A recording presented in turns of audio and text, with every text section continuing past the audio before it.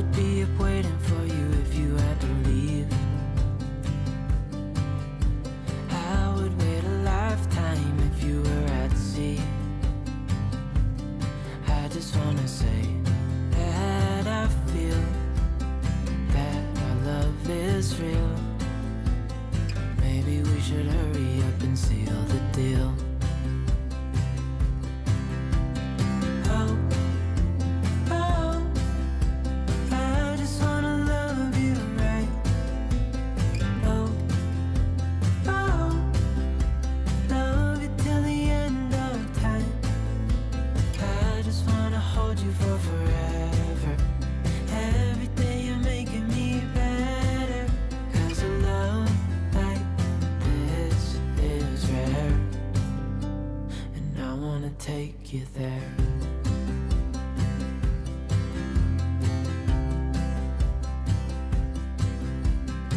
I would give it all away to do it all again. Make our love a story that would never end. Never thought I'd feel so alive, looking in your eyes. I just wanna love you till the day I die. Oh, oh, I just wanna love you right. Oh, oh, love you till the end of time. I just wanna hold you for forever. Every day you're making me better. 'Cause a love like this is rare. And I wanna take you there. If I'm gonna love somebody, I just wanna love you. If I'm gonna love somebody, I just wanna love you. If I'm gonna love somebody, I just wanna love you.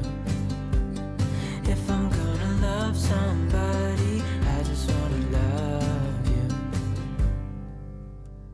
Oh, oh, I just wanna love you right. Oh, oh, love you till the end of time.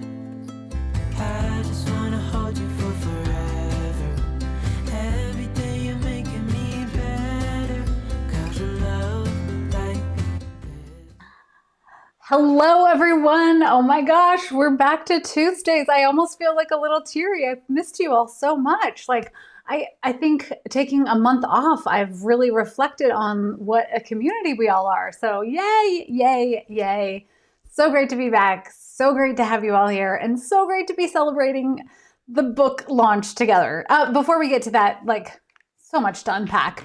So much to unpack. Speaking of community, I have to send a little shout out for all of the sweet things that you sent me for the holidays, which is totally unexpected and definitely unnecessary, but just totally brightens my day. And I'm starting out with this because you may recall that I broke my beloved pineapple water glass, and Lillian, this shout out is to you, remembered and sent me this amazing water mug that I am absolutely loving. Thank you so much. So great. But then, okay, come on.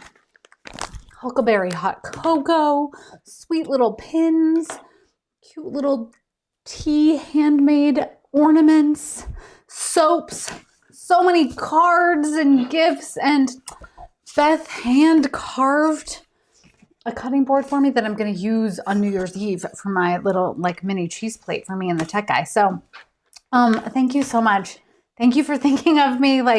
It's amazing. It touches my heart more than you can know, and I'm going to treasure all of this. I got a gift too. The tech guy's not mic'd, but the tech guy got a gift, which he's very excited about.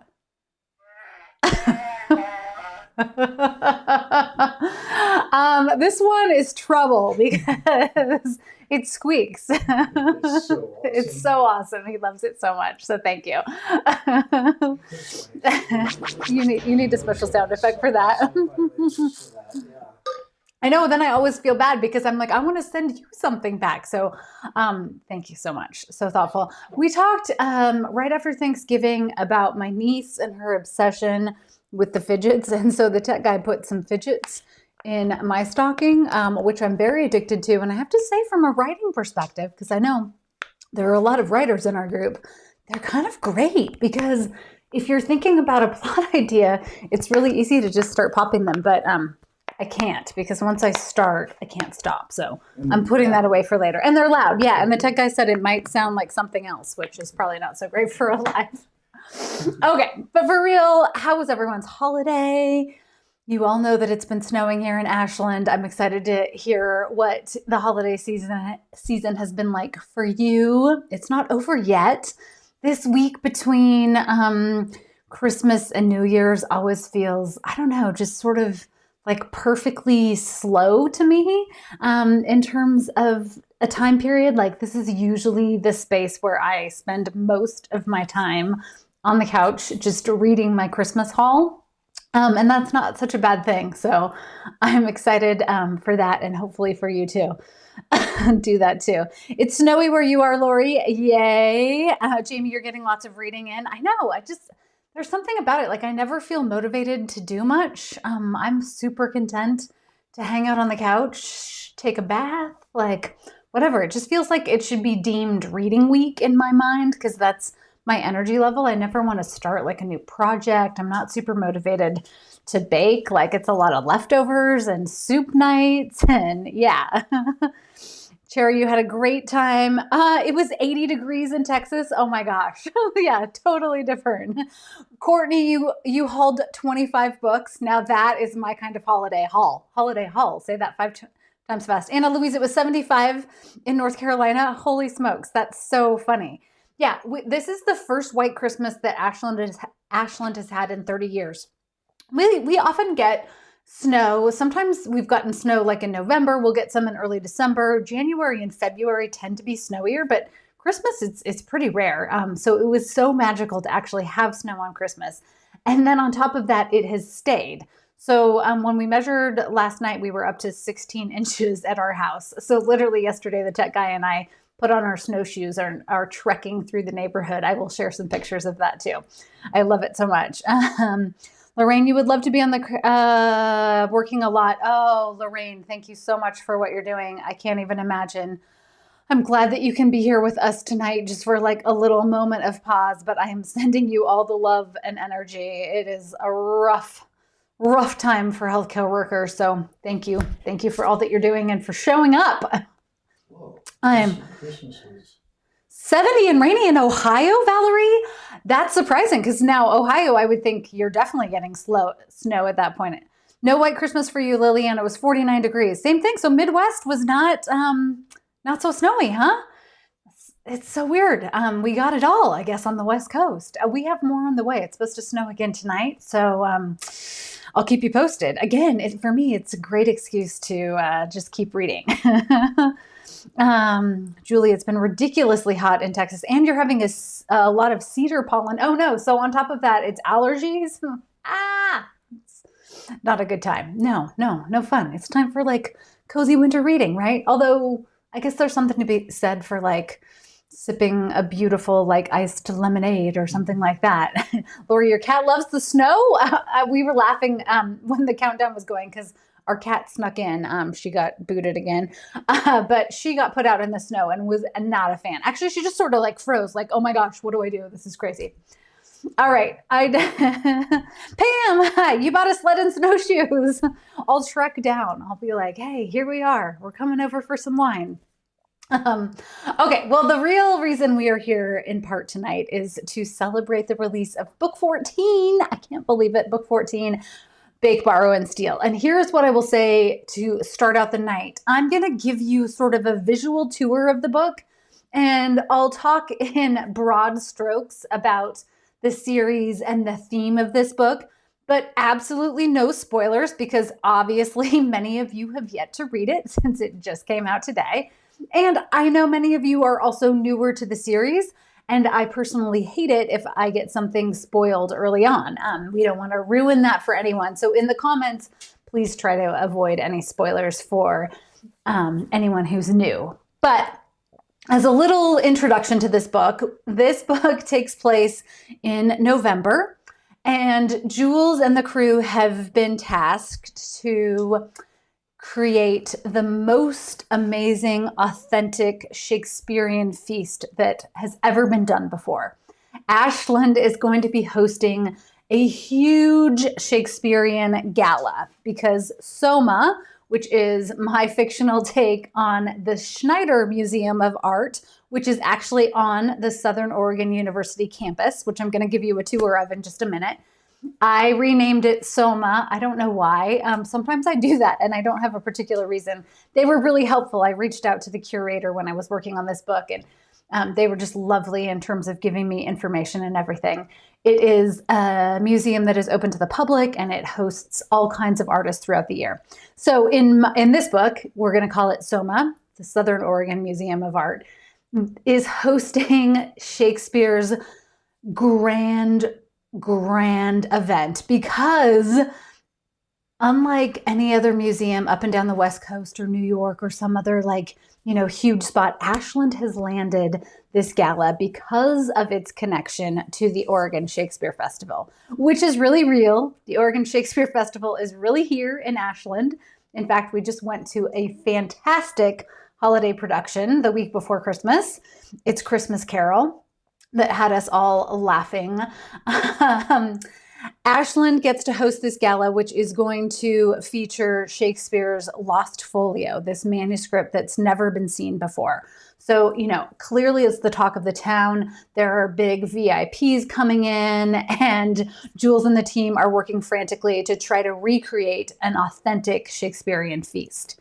And on top of that, they've been tasked with creating chocolate centerpieces. So they're actually sculpting a centerpiece that resembles the Elizabethan theater and Shakespeare's desk with drawers that are fully functioning. And Juliet, although she's skilled at so many things, is not a chocolatier. And that's another skill set.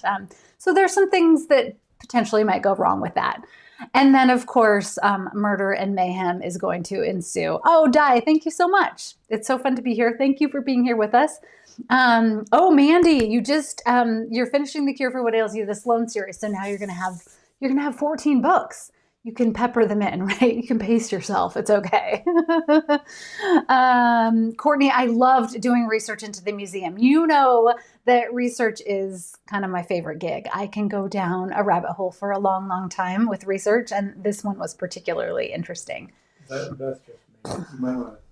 Oh, Beth, welcome. I know, before we got started, Beth, I'll show it again. I was showing off the beautiful gift that you sent me. Thank you so much. Beth made this in her own shop, with their own, it's kind of hard to see, her own McEwen stamp or brand. I don't know what you would call it. So beautiful. And it still smells so good too. All right, so that's sort of the premise of this book.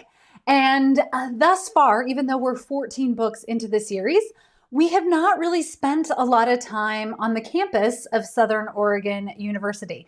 It's funny, as I was working on this particular book, I'm like, it's a lot of S's and O's, because we have OSF, which is the Oregon Shakespeare Festival, which is the real Oregon Shakespeare Festival. And then we have Southern Oregon University, which is really a place here in Ashland as well. I've been wanting to set a book on campus for a while. I talk about campus a lot. Jules walks by campus. It's sort of referenced kind of peripherally in the series, but I knew going into book, I think 12, where I wanted to go with this particular story. I had read an article about this lost manuscript that they believe Shakespeare wrote, but there's still some controversy about that. And I thought ooh, that would be such a fun concept for this series. And then I was thinking oh, would there be some sort of OSF tie-in? And then, of course, it came to Southern Oregon University, which is where that's at. Okay, now before I get into our video tour and we talk any more specifics about this book, I want to talk about giveaways, because we cannot have a launch party without giveaways. I have so much to share, and you all have given me so much in the way of gifts and your time and just sharing in this space and creating community together that I always want to reciprocate that back. So the big one tonight, I'm going to give away a Tort box just like that. One lucky reader is going to get a Tort pastry box with all 14 books in the series. All 14. They're going to come packaged up just like a box of pastries, but instead it's a box of hopefully delectable books for your reading enjoyment. Pastries not included. You'll have to bake those on your own. Sorry. If I could send them, I would. And then throughout the night, I also have all kinds of other fun things to share. We have one last little mini candle pack. This was the Tech Guys holiday project. They're so delicious. It's like snowfall at night and mulled spices and candy cane cocoa, cozy holidays. It's just a total delight. We have a few bigger candles. This is my all-time favorite, Fraser Fir. It smells like the Oregon forest in snow, like for reals. And then, of course, some signed copies of the book itself. So in order to be eligible to win anything tonight, you just need to comment and participate. The tech guy has multiple computers going over there, and he has a random generator that he's just going to pull from the comments. And when you hear this sound, right? Oh, I got him.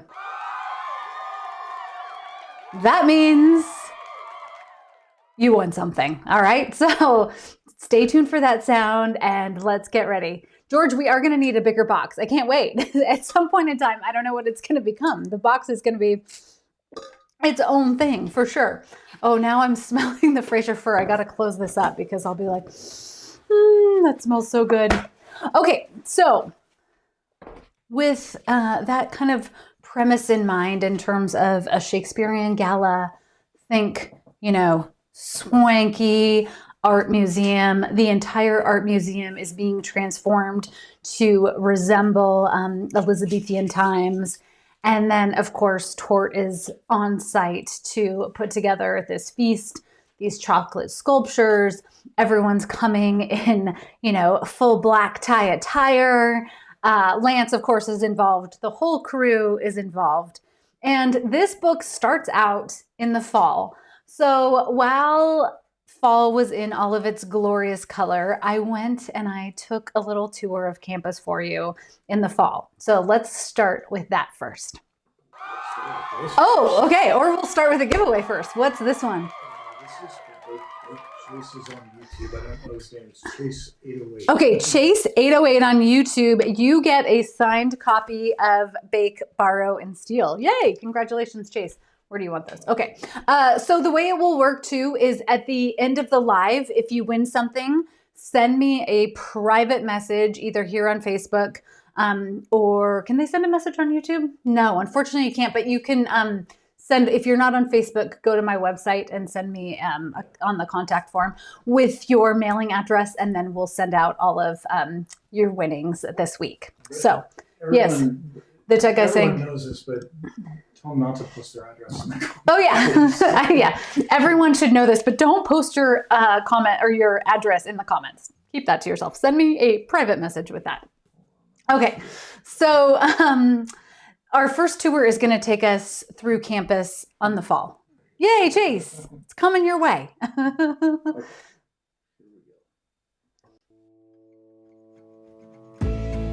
This is the entrance of campus, and I mean, obviously you can see how gorgeous it is. Looking out onto campus, those are the sepia-toned hills I always talk about, and this is the view from the art museum. So gorgeous. I happened to catch it on a windy day too, so it just feels so magical and beautiful. What I want you to imagine with this is that Jules and Andy and Sterling and the whole crew are walking and or driving back and forth between Tort down on the plaza up onto campus here. I know, isn't it gorgeous? I mean, I love college campuses anyway, but this one in particular is just amazing. Lisa, I know, I always say everything is so beautiful in Ashland, and I think that there's this idea that I'm exaggerating, and I'm really not. Like, that was just a gorgeous November afternoon Right, Janice? I mean, it's just so beautiful. And autumn, I'm with you. Who just said that? I saw somebody just say autumn is my favorite season. Laura, yes, Laura, I'm with you 100%. I love the tones of autumn and the feel on campus. Yes, you can see all the kids walking with their backpacks. Absolutely. You can see Jules and Tort. Hi, Chad. I know. Come on up. Come study at SOU. Let's see, how could I entice everyone who wants to attend college? Is anyone thinking like, master's program? Marty, I'm glad you enjoy it. I love getting to show you other places in Ashland. And I know that I describe Ashland as tiny, but it's not really that tiny. We also have a college campus here in town. So, the population swells. You'd think the glass architecture would look jarring against the natural background. Yeah. And it reflects it too, Elisa. It's so beautiful. It's almost like a mirror. So yes, the front of the Schneider Art Museum, also known as SOMA in the book, is that round dome with all that glass that reflects out and shows the light. So it's just absolutely magical. Wait, you want to see snow, Terry? Well, as a matter of fact, because it has snowed so much. Although we shot this a couple days ago, this was before like our second dumping. We thought it would be fun to also give you a visual of campus of what it looks like right now in the winter. And this is a tiny little spoiler, but I don't think it's going to ruin anyone's enjoyment. And if it does, you can murder me later. There might be sort of a weather theme in this book where there could potentially be a transition from fall to snow. I don't know. I could be wrong about that. Maybe I'm remembering incorrectly. But it's not uncommon, like I said, that you might get an early November snow. And there might be a character who I think we all know and love, who is Tort's resident barista, who is always praying to the snow gods so he can go up to Mount A and snowboard, aka Andy.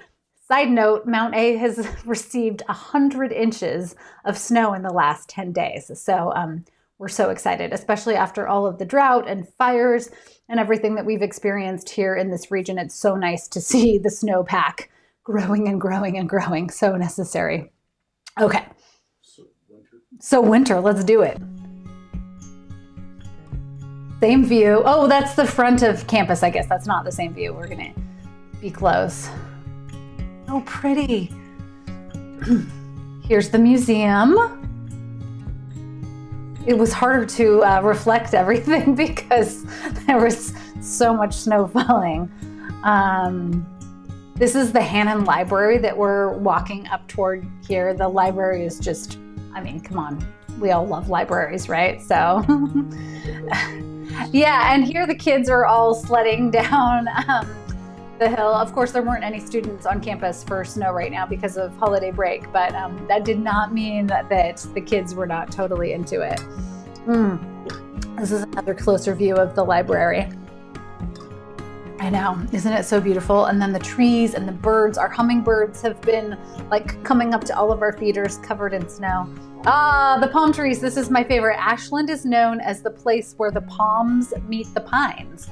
So we have the forest and then we have pine trees. And there's the front entrance again, like you saw with all of the gorgeous fall colors. Eesh. Isn't that amazing? Oh, we're already in it. I love it. Okay, Elisa Gray, you are getting a Fraser. Where is it? I got to smell it one more time. The Fraser fir candle. Elisa, that's coming your way. Congratulations. There you go. Love it. Yeah, Ginger, isn't it fun to see the trees just totally covered like that? It's amazing. Although now we're getting into that zone where some of the trees are like having a hard time keeping up with the weight of the snow. So, Valerie, is it really close enough to walk from Ashland? Yeah. So Southern Oregon University is right in the heart of Ashland. So for Jules to walk from where Tort sits in the plaza up to campus is probably, I don't know. Oh, the cat's back. She wants to be part of it.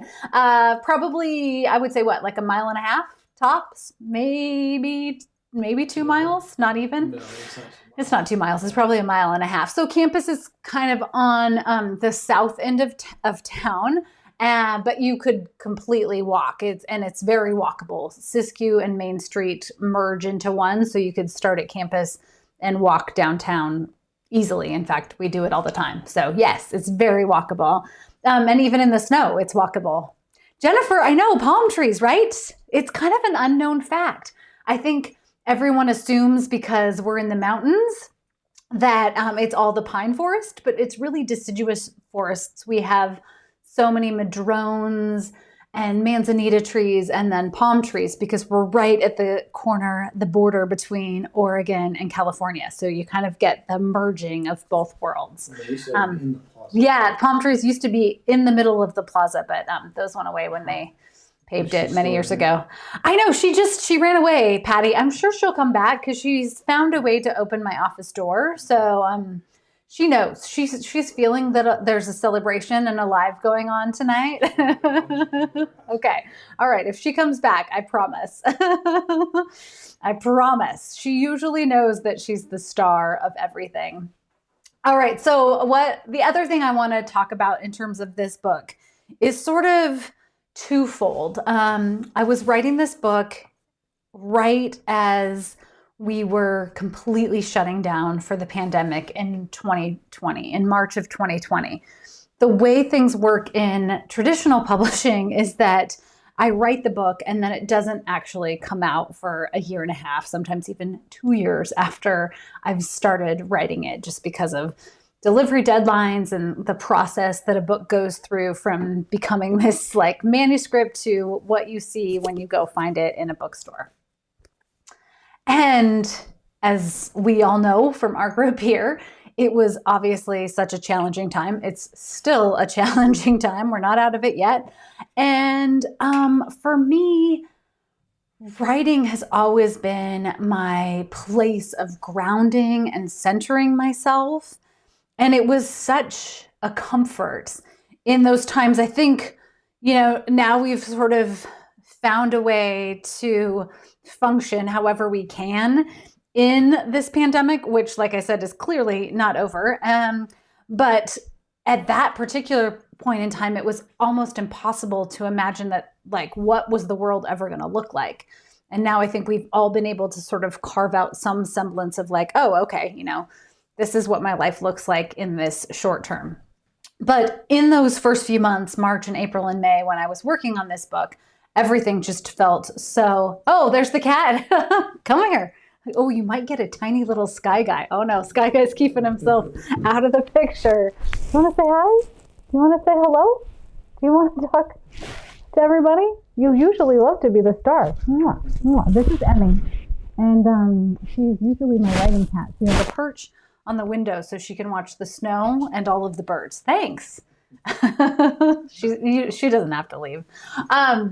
In any event, at that point in time, everything just felt so out of control and unknown. And to be able to come into my office every day and revisit these characters who feel so real, who feel like an extension of my family and my friends, it was just beyond helpful. Like, helpful to a point that I don't think I even recognized in the moment. It wasn't until after I finished writing it and like going through the process of edits and maybe even just leading up to knowing that this book was coming out today that I realized, like, wow, that was such a gift to be able to sort of take myself out of all of the insanity and unknown and fear and just come spend every day in this magical world of Ashland with these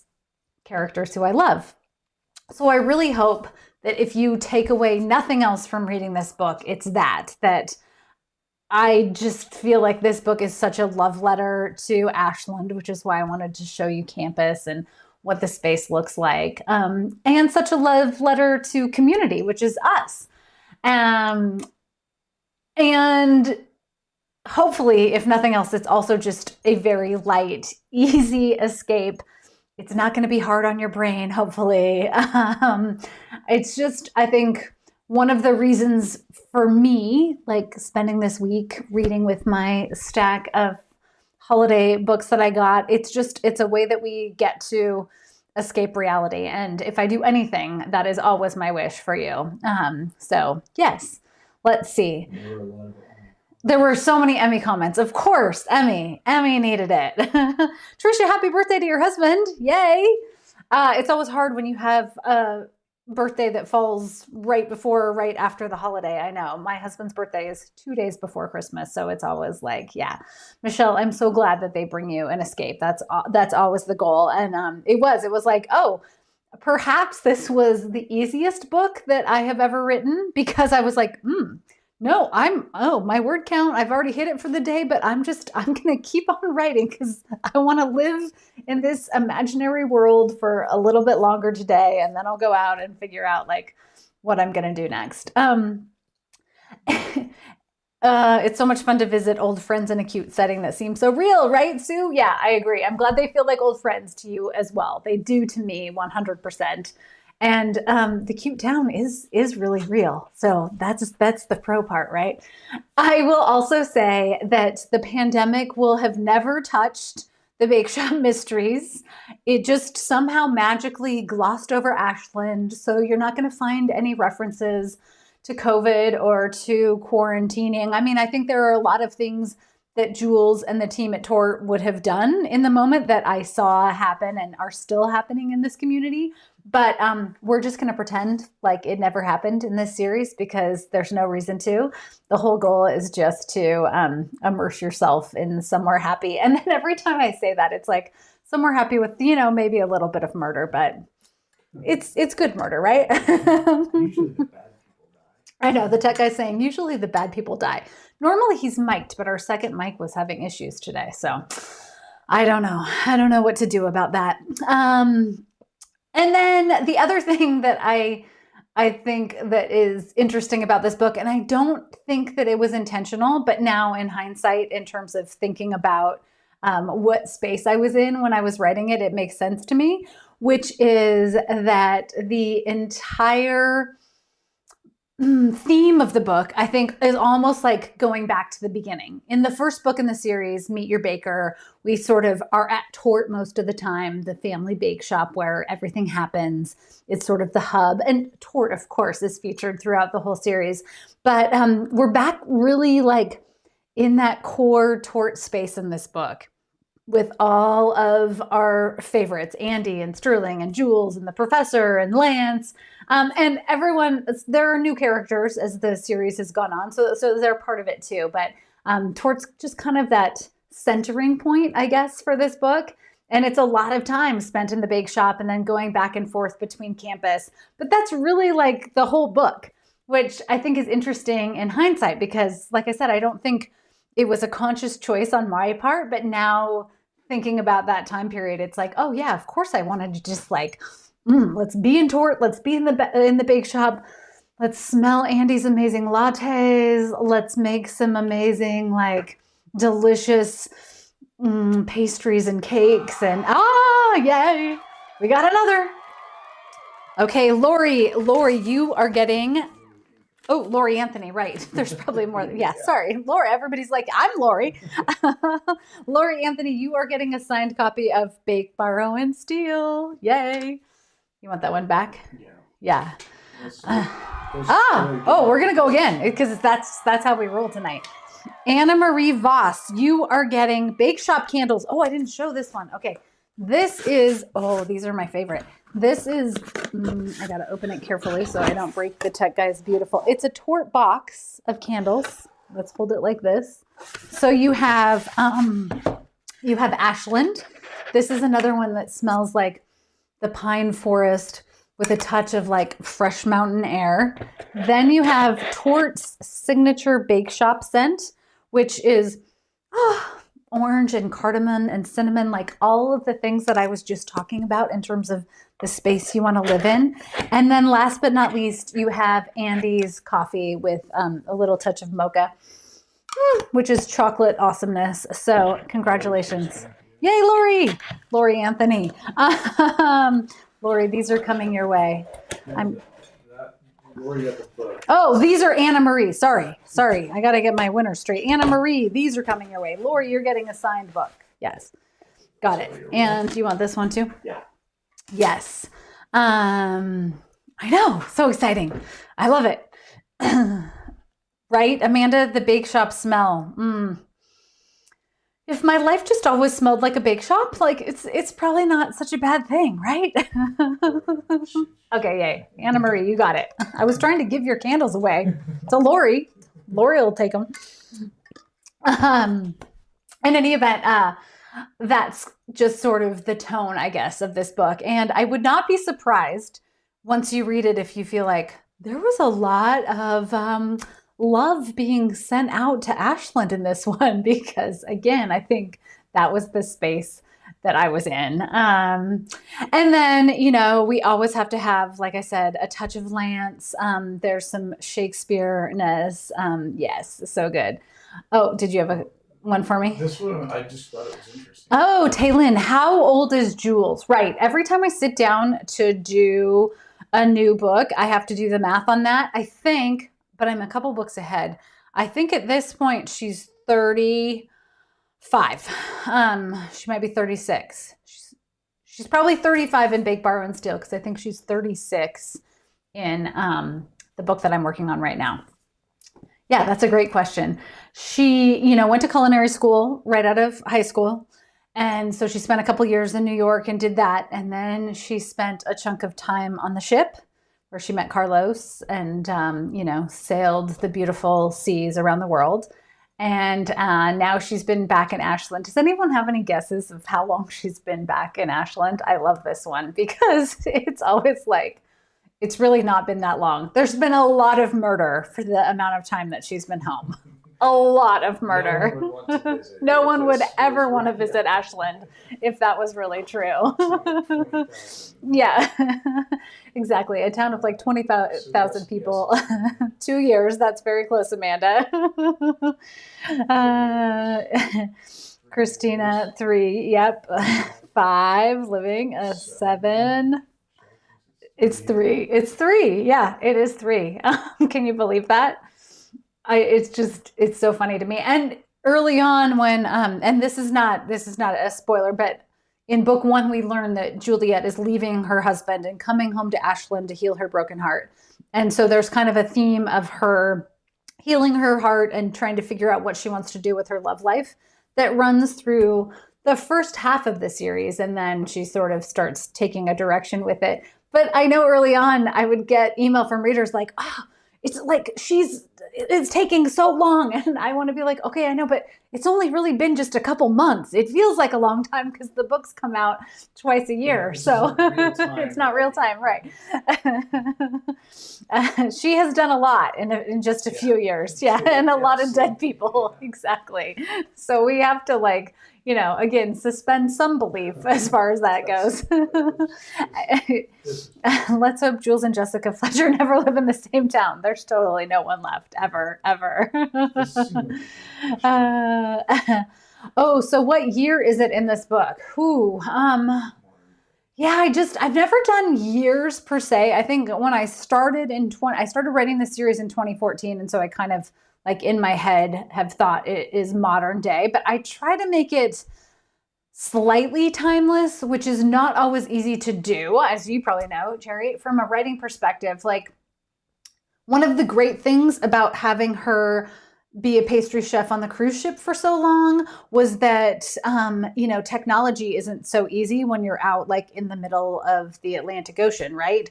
So Jules has never been super tech savvy. She really never had a cell phone because she didn't need one on the ship. And that's semi-intentional because there is something to be said about this modern day sleuth who is, I think of as a very strong and wise woman who trusts herself and her instincts, who is running around town or up at Mount A or in the forest here in Lithia Park, and she never has a cell phone on her. But it makes more sense because she didn't need to have that when she was first here. And so, I don't know if I really know years. I have a chart in my closet that I might have to break out. We might have to explore that more. Cajun wants to know if I keep a Bible of all the backstories in line. Loosely, I should have done a much better job of it. And I never did. I should have. So I have notes. I have, fortunately, each book's synopsis, but I've created a lot more work for myself. A lot of times I'll have to go back and be like, oh yeah, what book did that happen in? And there are programs that do that for you now. So yeah, it feels like forever. Um, yeah, Lorraine, I'm glad that you like it feeling sort of timeless. Like it has to be modern, right? But I don't want her to be so caught up in something. Hence, again, why I don't think the pandemic will ever work its way into the series, because Ashland's just sort of in this little like community bubble where everything beautiful happens, and sometimes, you know, somebody really bad dies, and otherwise, you know.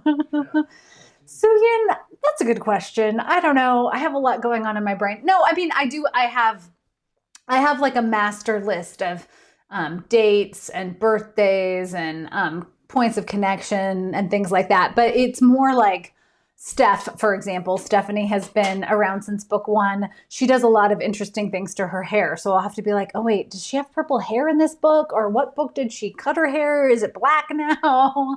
That sort of thing. Oh, boy. Okay. Tess Talks. You are getting a signed off of YouTube. Okay. You are getting a signed copy of Bake, Borrow, and Steal. Okay. Let's see. So the next thing I want to share is very exciting news that also has an Ashland connection. I know that some of you are audiobook fans, and this series is out in audiobooks. In fact, there was like this lull, because what happens with audiobooks is that they get sold separately. So my publishing house has the contract to do the traditional print book and the ebook, but then audio rights get sold separately to different audio companies, and sometimes they change hands. Well, the new audiobooks, all of the new books that are coming out, are being published by, yay, Tess, I'm so glad you're here. So same thing, send me a private message. If you're not on Facebook, go to my website, lealexander.co, and fill out the contact form there. So the audiobook now is being produced by a company here in Ashland. Do we have a slide for this one? Yeah. I'm behind. Between too many things. The tech guy he's got so many stickies and lists going for the giveaways. I'm like, come on, the audio. What are you're not getting my clue. Okay. So here's the audio in all of its glory. These are being produced by Blackstone Publishing, which is right here in Ashland, which is so cool. I got to tour their studios a few years ago, and it was just amazing to get to go see the warehouse and the soundproof rooms and get a behind the scenes tour of how audiobooks get made. So I was over the moon to know that they had purchased the right to do the new round of audiobooks. It'll be the future books coming in the series too. So like Donut Disturb and everything after that. So super cool, right? An Ashland connection. But then on top of that, here's the very exciting thing.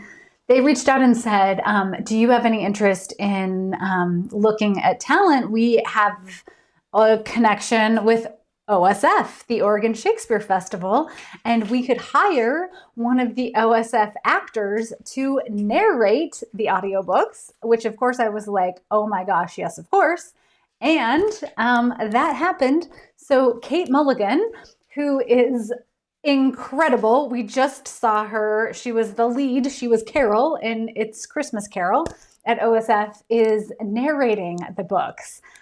Which just like, I don't even have words for how exciting that is to me, because Kate's longtime Ashland, she's a member of the company at OSF, so she has all of these connections. She clearly knows Ashland and the theater, so to have her narrating this is just incredible to me. Isn't that awesome? I know. And you get to choose. I did get to choose who the narrator was in this, and it was hard to choose because there were so many good options, but Kate just felt like a perfect match because I have loved her in everything she's been in. Pam, right? I know, it's Kate on narration. Paula, don't you think she could be Jules? I know, and she's just the most talented actress. She commands the stage. She's so good at everything she does. She's such a community member. Sue, did you see her? Wasn't she amazing in It's Christmas Carol? Oh my gosh. Yes, so cool.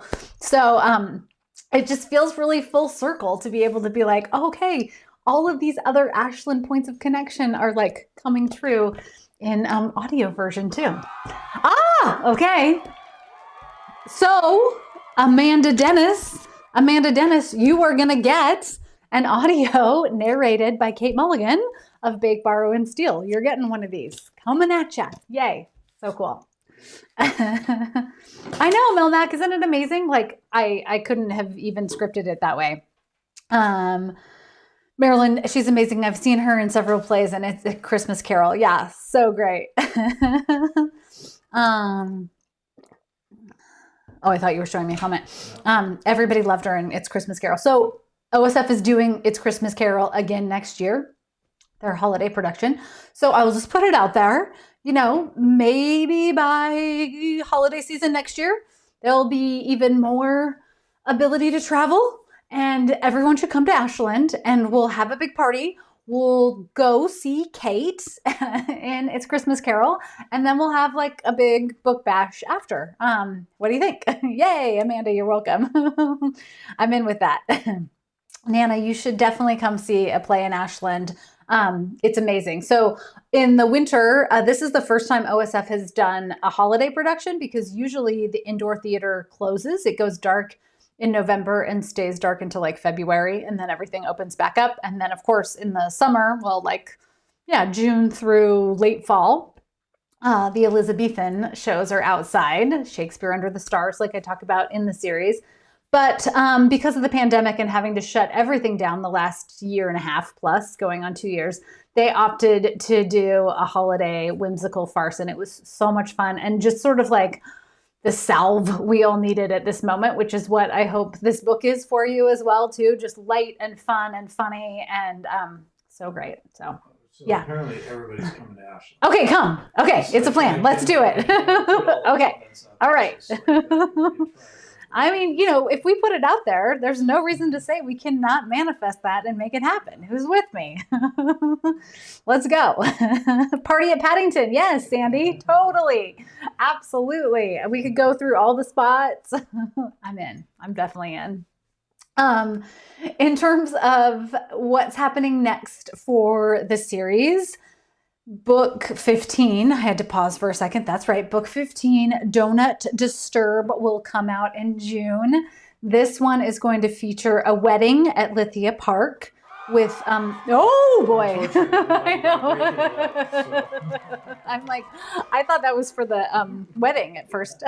Oh, Chad Leach, you are getting a signed copy of Bake, Borrow, and Steal. That one's coming to you, Chad.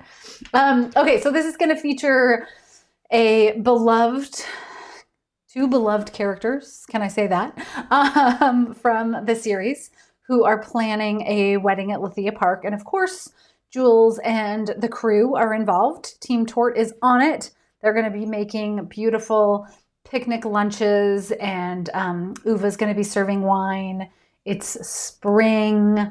So think beautiful park and dainty fairy lights and all of the spring blooms. Everyone who's coming is going to be on a picnic blanket. And I had so much fun with this one. So this one comes out next spring. And then I am currently working on book 16. I don't have a final title yet. I deliver this book in just a couple weeks, so I'm going back and forth on titles. So if somebody has a great title idea, hit me up with it. I think I'm landing on one, but I'm not sure. Yay, Chad, I'm so excited. Right back at you. I love you. I love everyone. What's that?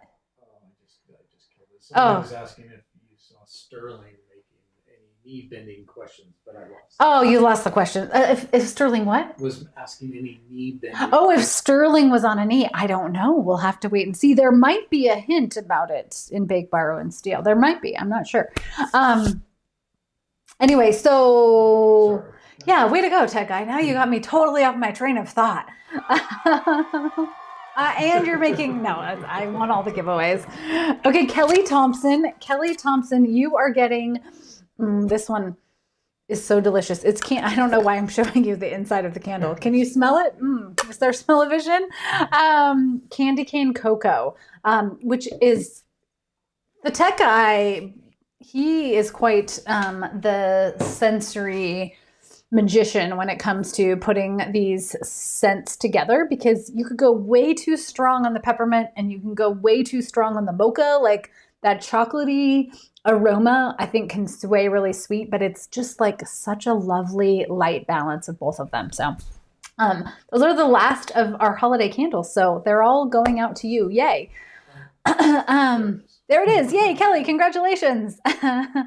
Anna Marie, you just drove through Ashland a week ago, but you didn't have time to stop. Oh, next time, stop. You have to stop next time for sure. In any event, so with Donut Disturb, it's going to be weddings. It's going to be all of the spring and summer vibes, the whole crew who we know and love. And then book 16 that I'm working on now is going to be set slightly after this. Again, hence why, things are really just only a few months apart, if that sometimes, with how the series is progressing. This one, Jules has been asked to cater an event on the Rogue River.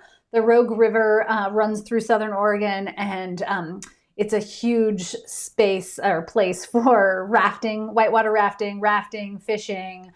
So she and part of the Tort crew are going to be on the river doing, an outdoor cookout, beautiful, like lush s'mores and skillet pies. And, there might be a body that's floating in the water. I don't know. We'll have to see. So I am working on that book right now. I'm delivering it in just a couple weeks. It will come out this time next year. And then, so much to talk about. Then book 17 is going to be Halloween, Jamie. Halloween. What were you going to say? I'm not mic'd, so can you thank everybody? People are saying a lot of nice things about me. Oh, the tech guy says, you're saying nice things about him. So thank you.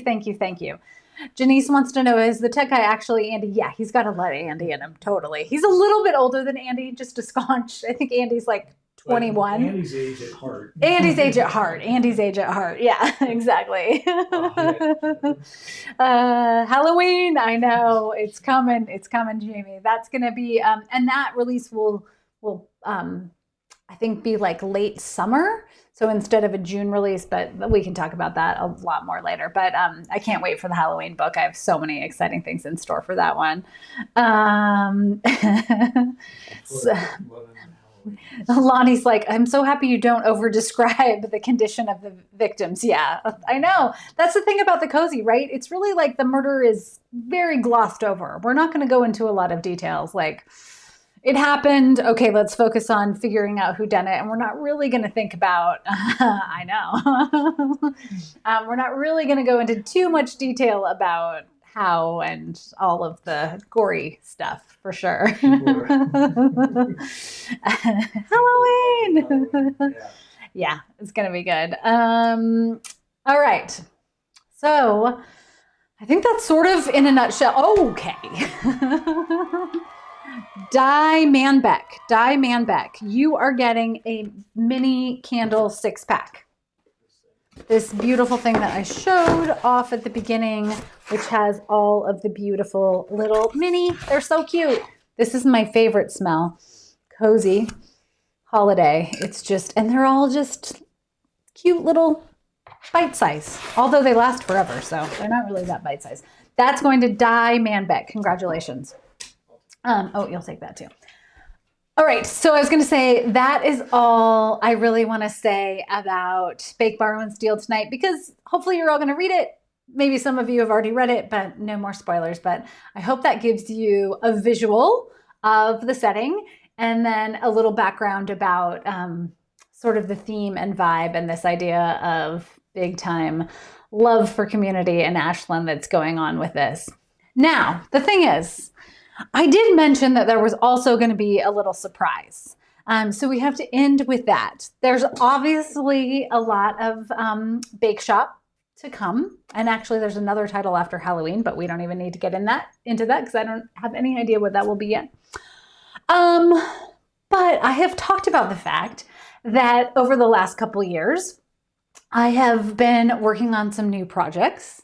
And in 2022, those projects are going to launch. There are quite a few that are going to come your way. The tech guy's like, his eye, if I could show you his eyes right now, they're huge. Elisa, one of them is going to be a new series. There are going to be some standalones as well. We've started our own imprint, Sweet Lemon Press, the tech guy and me. And with the goal of publishing some of my books that aren't necessarily in the bake shop world, as well as with the goal long-term of publishing other authors, because that's such a mission point for me of wanting to share more books into the world. So tonight, I am going to give you all, our crew here, our special group, the very first look of the cover for my first standalone novel that's going to come out at the end of March. Are you ready? Da-da-da. Oh, you did a drum roll for this one? There it is. Lost Coast Literary is the name of the book. We're going to talk a lot more about this book and the new projects and everything that is coming soon. But this book is a book about books. It's a book for anyone who loves stories. It's a book for anyone who feels like stories have helped shape who they are. It is set on the Lost Coast of California in Humboldt, right outside of Humboldt in that area. I kind of I mashed together some places, Arcata, Humboldt, Ferndale, that whole area, if you're familiar with that part of Eureka, that part of the coast, which is right in the redwood forests and then on the California rugged coastline. And this book came to me in a way that no other book has. And I can't wait to share it with you. But that's as much as I'm going to say for tonight, because we're going to talk about it in a lot more detail. I'm so glad you love the watercolor. My friend Jennifer Ann, who I had on this summer, she is the one who created the Tort Map, which is done, and it's going to be coming this next week too. I just got the first proofs back. You might be able to see it hiding. You can barely see it. Anyway, she designed this based on photos of the real mansion that this book is based on. So it's very similar in tone to Ashland in terms of the space. It's a little bit different, but it's still in the Pacific Northwest on the Northern California coastline. And I'm so excited about the setting and beyond excited to talk about kind of the journey that this book is hopefully going to take you on. I know, I am so excited. This is a standalone. This is a novel. So there's no body in this one. There's going to be a touch of a mystery, but no body, no blood, no guts. But really, it's a book about my love for books, and I hope that's what you'll take away. Where do you find the time? Well, okay, again, so I wrote this book in the fall of 2020, shortly after I wrote Bake, Borrow, and Steal. So it's been in the works for a while. Becky, I was not able to go inside the Carson Mansion, but I would love to if I was ever able to go back again. It's amazing. Yes, Cherry, this is going to be the first book from Sweet Lemon Press.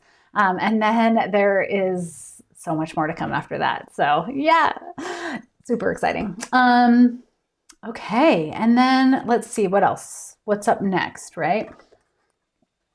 Okay, so next week for our Tuesday Live, we're going to talk about everything bookish that's coming in the new year. So I'm going to talk at length about Lost Coast. In fact, I'm definitely going to share the first chapter. I don't know if you tell me. I can read it live. I'm going to share it for sure for newsletter subscribers. But if you want me to read it next week, I'll do that too. We'll talk about the new series that the Tech Guy and Sky Guy and I have been partnering on. Then, for all of our super sleuths out there, January 11th, we're going to do our brainstorming session for This Time It's Murder. If you have missed This Time It's Murder, they're just light, funny, 1 minute or less videos where we solve a crime. Well, where I have tried to solve a crime and been horribly wrong so far. So this is the next kind of phase of our story collaborations that we've done together. We're going to brainstorm and do one together. The tech guy and I will then go film it, and then we will share it here together. So for that one, you have to bring your ideas. Oh no. Everybody's saying this, but that's the best comment. Read it live. Pretend we're chanting. Read it live. Read it live. I will. Okay, I'm never sure. Like, I love being read to. Like, my favorite app is Calm. I've talked about this all the time. I do sleep stories. I love the cadence of reading an audiobook for that reason. But I'm never sure then from, like being on the other side as a reader, I love it. But as a writer, it seems weird. But I will. January 18th, I'm going to do my TBR stack of what I'm reading this month. Probably some of what I will have read this week, which is already a lot. I would love you all to bring your book suggestions for the year too. And then on the 25th, I thought we could do reader questions. We'll just have Q&A and have fun. So yeah. Okay. Seriously, they're everybody needs to be read Okay. out loud. All right. Yeah. All right. Cherry, you sound a little dubious about the filming. I do. I know, only because please don't make the tech guy and I like have to skydive or something, right? No, I'm excited about the filming. I'm excited with what you all are going to come up with, because I know a lot of you are writers yourself and everyone is such good plotters, but I'm like, what are you going to make me do? I might have to put some parameters around it. No, not really. Valerie, don't you love Calm? I know, it's the best. Oh, Joseph, happy 80th birthday to your dad. That's amazing. Okay. This is it. This is it? The big one? This is the big one. This is the tort box? Yeah. Oh, I got to reach down to get it. Ugh. Tort box. The books. All 14 books. You can tell they're not momentarily in here, right? It's a little light. The tech guy and I, whenever we're watching a TV show, one of our pet peeves collectively is when they have a coffee cup and it's clearly empty. Just put water in it. A lidded cup. You can tell, like, no one would drink coffee like this. Okay, so when you get this, our winner here, I'm going to give your name in a minute. It will be heavier because it's going to come with 14 books in it. Okay. Oh, wait, somebody said drum rolls. Okay.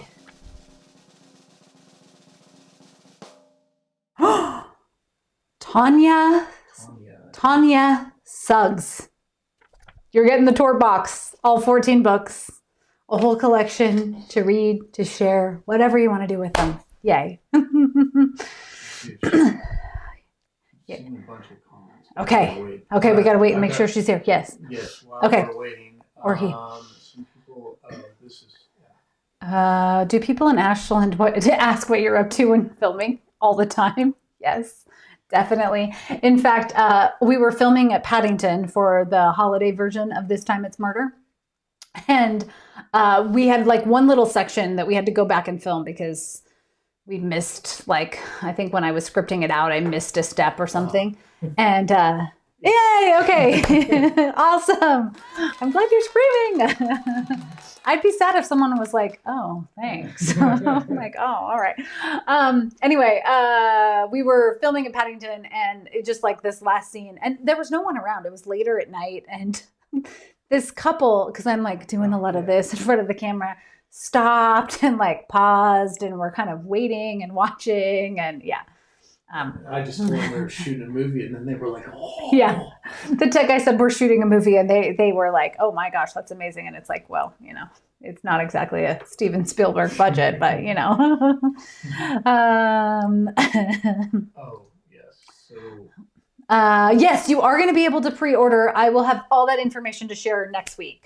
They're all in the works as we speak. So yes, and I would love that. I think especially because, this time I'm going out on my own with my own press. So any help you can do to spread the word to pre-order I would be over the moon with gratitude for sure. Now the tech guy is dropping stuff. Oh my gosh. Thank you all so much for being here. So great to see everyone again. I've missed all your beautiful faces. That's right. Yeah, Still. yet. Right. If you won something tonight, again, please send me a private message here on Facebook with your mailing address, and we will send everything out later this week. If you're not on Facebook, you can go to elliealexander.co. It's not .com, it's actually .co. And there's a form there that you can fill out to send me an email, and you can do that. Okay. All right. I cannot wait for next week. We will talk about all things bookish, what's coming in 2022, anything else you all want to talk about. Thank you so much for being this community. I'm not even exaggerating. When we didn't have Tuesday lives for like a month, I'm like, where is everyone? I miss my people. So thank you for being my people. And thank you for loving books, any books, not even mine, just being book people out in the world. Yeah. And on that note, have a wonderful, safe, and happy new year. And I will see you in 2022.